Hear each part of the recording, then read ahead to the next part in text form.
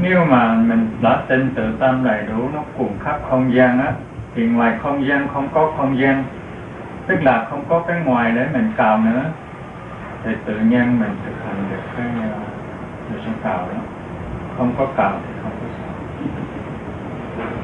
If we truly trust in our Buddha nature that prevails on touch base, which includes everything in it, therefore there's nothing for us to ask for. And if there's nothing to ask for, then there's nothing to be afraid.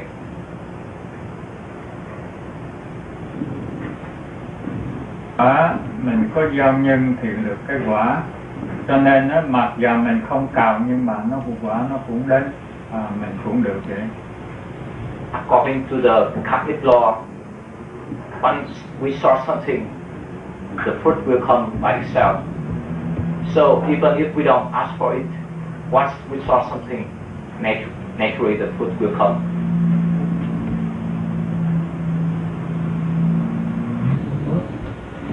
As I asked the question to raise doubt, yes.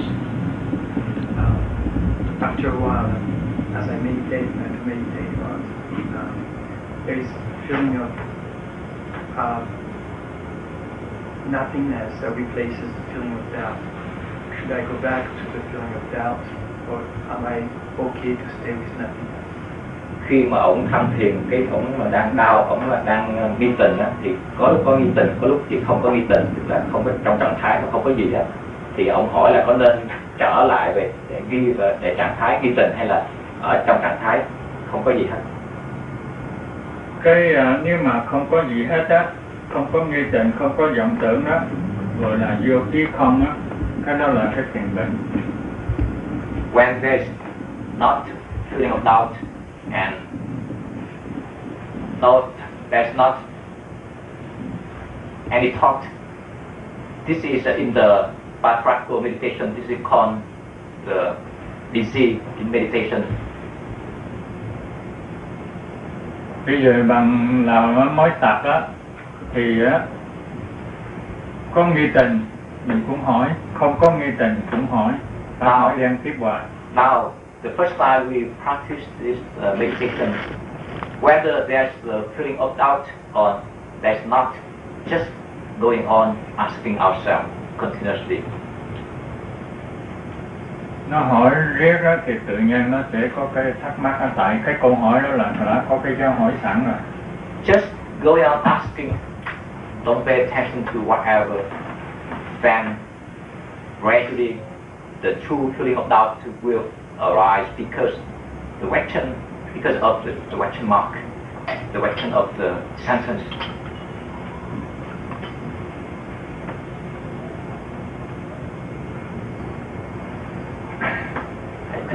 Cứ giữ cái câu hỏi hoài lên, cứ hỏi liên tiếp hoài đó, ngày sáng đêm đó.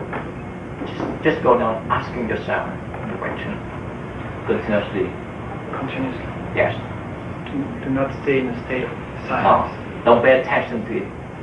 Just asking the sentence. Over and over again? Yes, over and over again.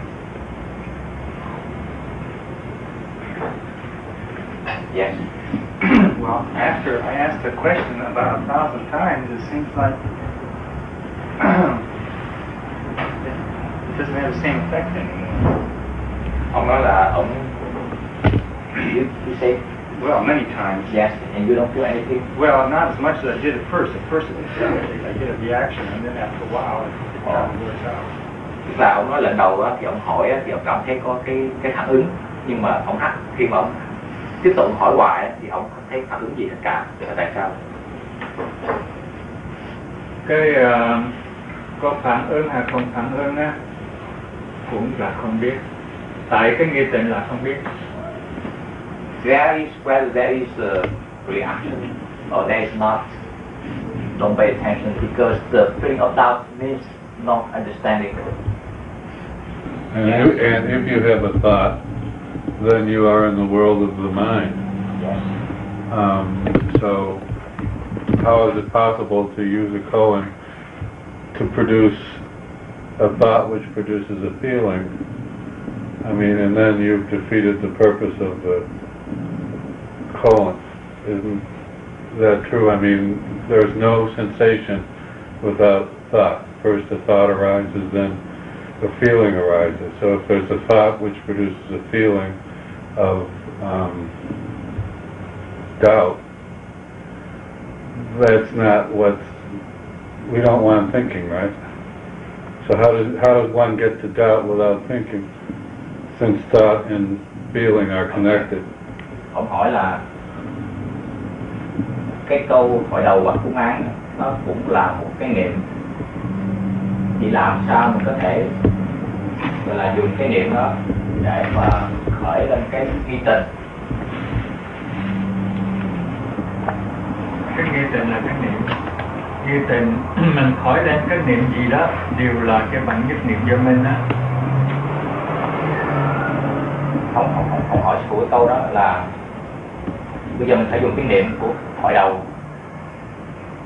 Bây giờ dùng cái niệm á không biết để dập hết tất cả niệm khác. The thought of the cung-an is a thought of non-understanding. So now we use one thought of non-understanding in order to wipe out on the other thought. Okay. Khi mà tất cả niệm khác đó dẹp hết rồi, chỉ còn có cái niệm không biết đó thôi. When all the other thoughts are wiped out, there remains only that thought of non-understanding. Thì lúc đó gọi là thoại đạo đó. At that time, at that state, we call the head of the thought. Chỗ đó cũng gọi là vô thủy vô minh đó.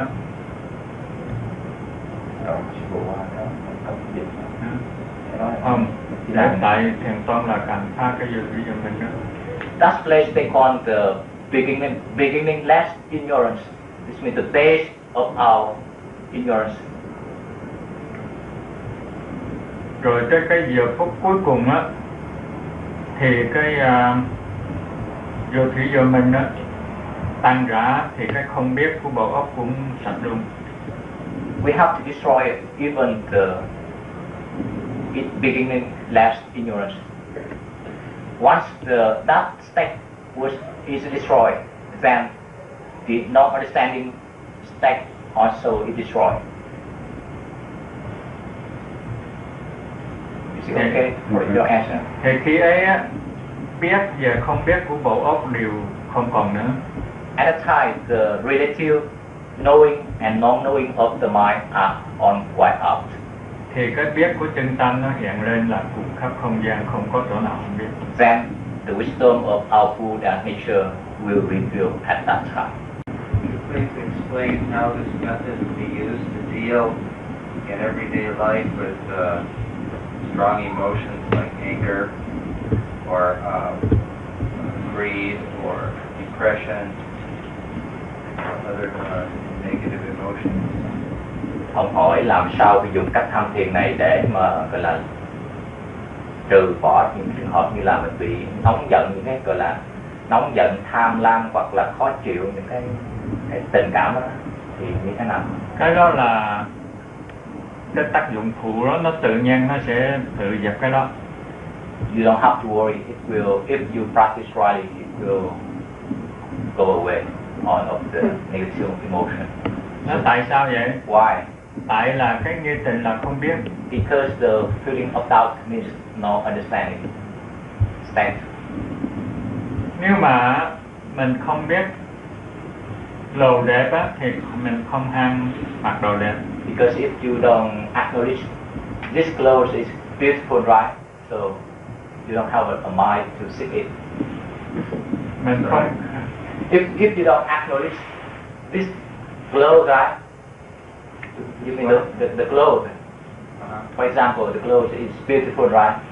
So you don't have a mind to buy it.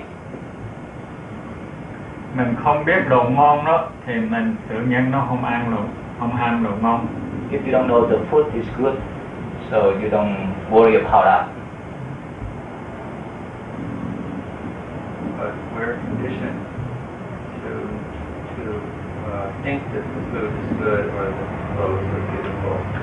or is it a person's bag or whatever, where it just comes up automatically in our conditioning? Những cái tâm mà gọi là nghĩ người này xấu hoặc là đồ này đẹp, đồ ăn này ngon, nó tự động nó lên thì cái đó là tại bây giờ mình chưa có tham thiền á, nó cứ cái bộ óc nó cứ phân biệt cứ biết hoài á. Because right now we don't practice meditation and the brain they just go on discriminate things, and that's why we know different distinguish things.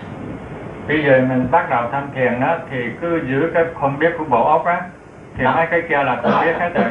Now we start to meditate, and once you have the feeling of doubt, which means you don't know anything. Mà mấy cái kia là không biết, tức là nó tự động nó quyết sạch. So if you don't know, automatically they are gone without your willing to wipe it out, because you don't know. So what he's saying is that there's no way to deal directly with these situations. Yeah. This just has to come about through a long lifetime of practice of doing this practice.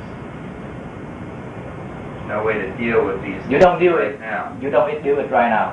You just realize feeling of doubt, right? And because the feeling of doubt means no understanding state, right? And in a non understanding state, you don't acknowledge it. So this means they go. Cho nên tôi gọi cái nhi tịnh là cái chối automatic.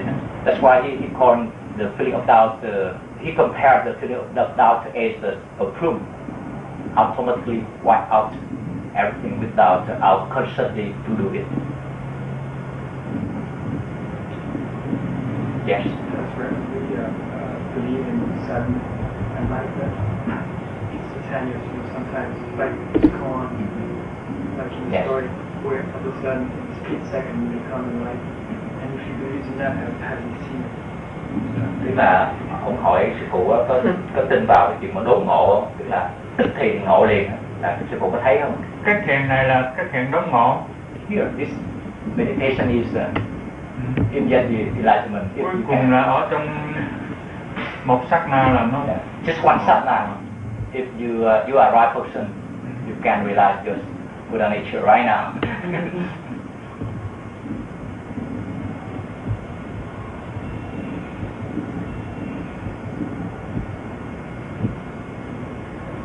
Ghi ở trong lịch sử thiền tông Trung Quốc á, 7.000 tổ á, đều là ở trong một sát na đốn ngộ. Yeah, there are about 7,000 patriarchs. They all realize the nature in one satna. It means the short moment of thought, of time.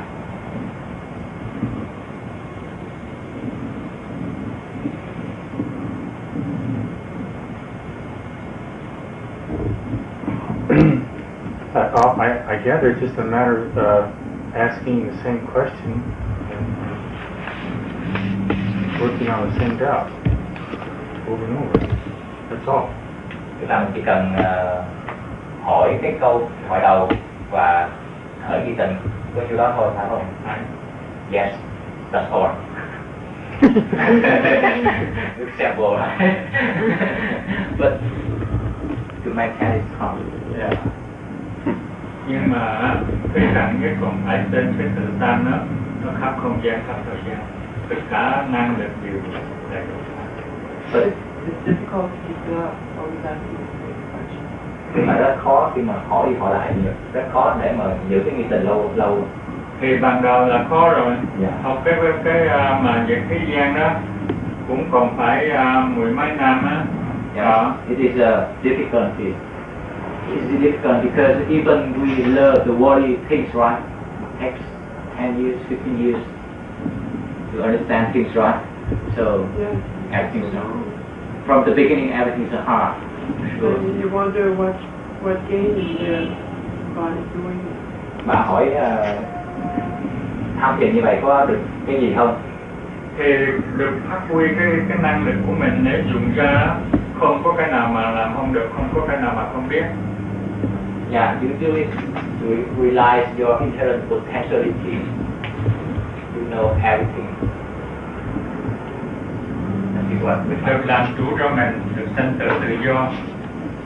to be a master of ourselves and to be free from the birth and death cycle.